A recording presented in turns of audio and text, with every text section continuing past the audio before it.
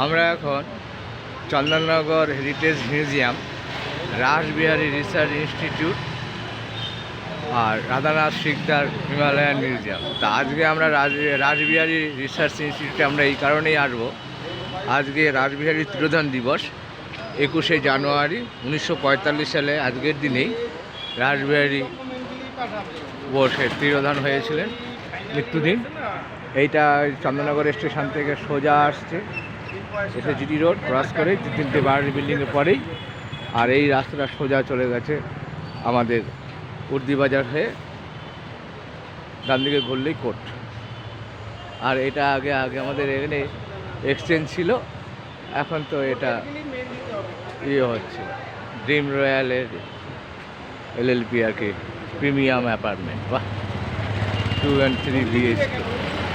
যাক, এটা বিষয় না, বিষয়টা হচ্ছে এইটা রাসবিহারী রিসার্চ ইনস্টিটিউটে আমরা প্রবেশ করছি।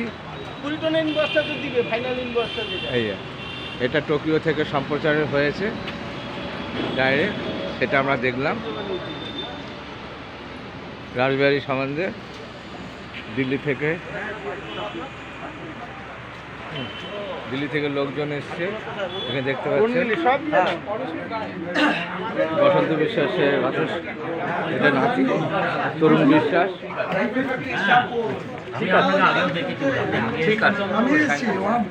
তরুণ বিশ্বাস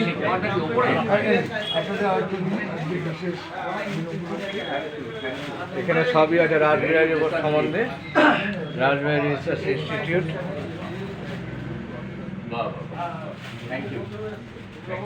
21শে জানুয়ারি 2013 গঙ্গাঘাটে বিসর্জিত হলো রাসবিহারী বসুর সমাধির মাটি।